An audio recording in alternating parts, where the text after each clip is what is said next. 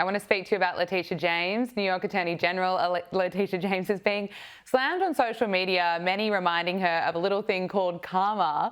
Letitia James has been hit with a federal criminal referral for instances of alleged mortgage fraud, according to a letter obtained by the Post. Now, it's alleged that Letitia James falsified records to get home loans for a property in Virginia that she claimed was her principal residence in 2023 while she was still serving as a New York state prosecutor. This, of course, comes after Letitia James's civil fraud trial against a Trump organisation for overinflating the values of properties. Look, what was your reaction to this news? Well, basically, just what goes around comes around. This is just desserts, I would say, for her. I mean, she definitely weaponised the legal system against Donald Trump. She made up there were these ridiculous accusations. I thought about his valuations on Mar-a-Lago, that they were too low or too high. I can't quite remember the details, but it was a $454 million suit. And certainly in rhetoric and in practice, she has been championing the Get Trump movement for years.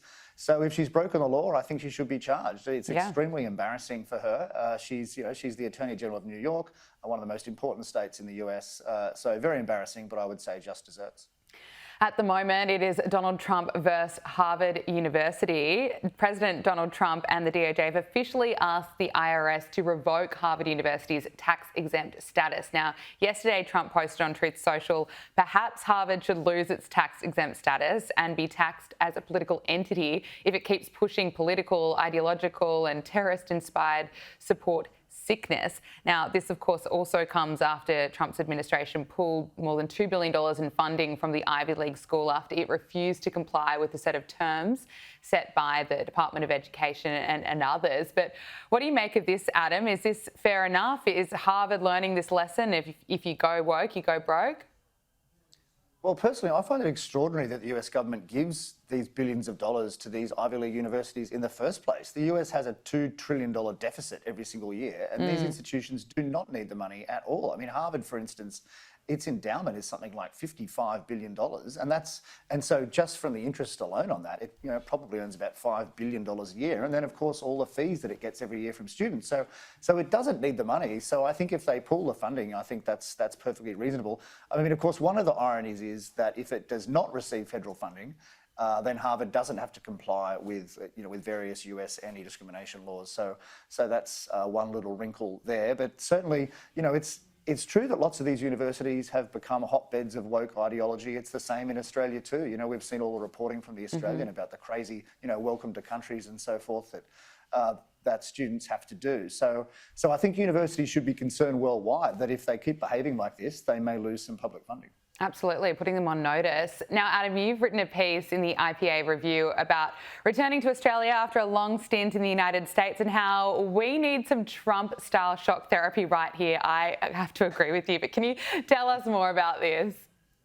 Yeah, well, look, I started that piece just by being so shocked basically at how woke Australia had become. When I landed at Sydney Airport, the first sign I saw was "Welcome to Gamay," and I thought to myself, "What on earth is Gamay?" I realised it's the Aboriginal word for the local area. And then I turned on the ABC News a bit later, and it was it had some Aboriginal name for the news. So I was just like, this would never happen in the US ever. I mean, even Democrats would not behave like that in the US. You'd never see President Biden, for instance, standing in front of 3 flags, whereas that happens with our politicians here all the time. So I just really noticed a big cultural difference. And then of course, on the policy front, well, look, we're in this federal election campaign. It's pretty depressing stuff. Oh, isn't it? People might not like Donald Trump, but at least he's doing things. I mean, I think he's issued 124 executive orders since he was sworn in, which is a record, whereas our politicians here, when they act, they tend to do damaging things if they act at all. Yeah, I agree. Even if you like Trump or not, he's leading and he's not trying to pander to some group to try and get votes. You know exactly where he stands for. I think a lot of the criticism that I keep hearing about this election campaign here in Australia is we need someone like a Donald Trump to actually stand up. Do you think that would work here in Australia, or are we all too woke that it wouldn't work here?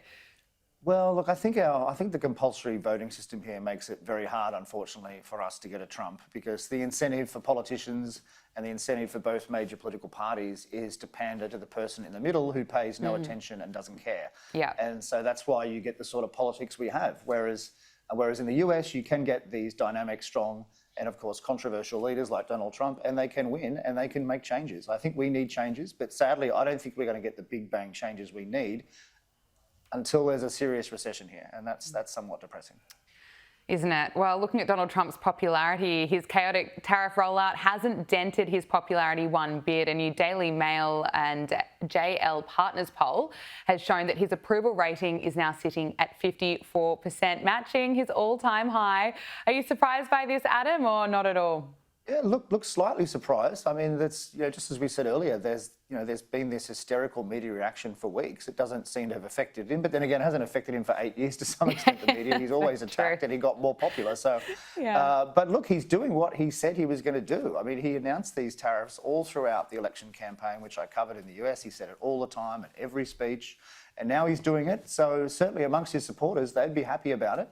And look, the 60% of the US population don't own any shares, basically. So they couldn't give two hoots about the stock market, which has been on the front page every single day for a week, basically, for weeks.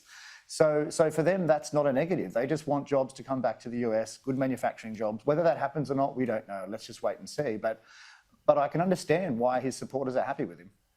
Look, finally, I want to ask you about Ukraine. A United States Special Envoy to the Middle East, Steve Witkoff, says that he's optimistic about negotiating a peace deal between Russia and Ukraine following his meeting with Russian President Vladimir Putin last Friday. However, it does appear that negotiations have stalled, or they're not moving as quickly as the Trump administration would have hoped for. Steve Witkoff says that he's optimistic. Should we be sceptical about this?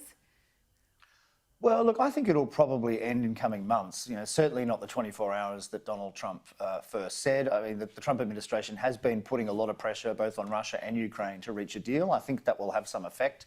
And actually, from Australia's point of view, this war is getting real. We've got these reports of a possible Russian base just to the north in Indonesia, and from Russia's point of view, that's part of its geopolitical strategy, and might have something to do with its relations with the US. So I think we have to hope that the war ends soon, and we should be happy that Donald Trump is trying to end it. Absolutely. Adam Creighton, Chief Economist at the IPA, thank you so much for joining us on Power Hour. Great to speak with you.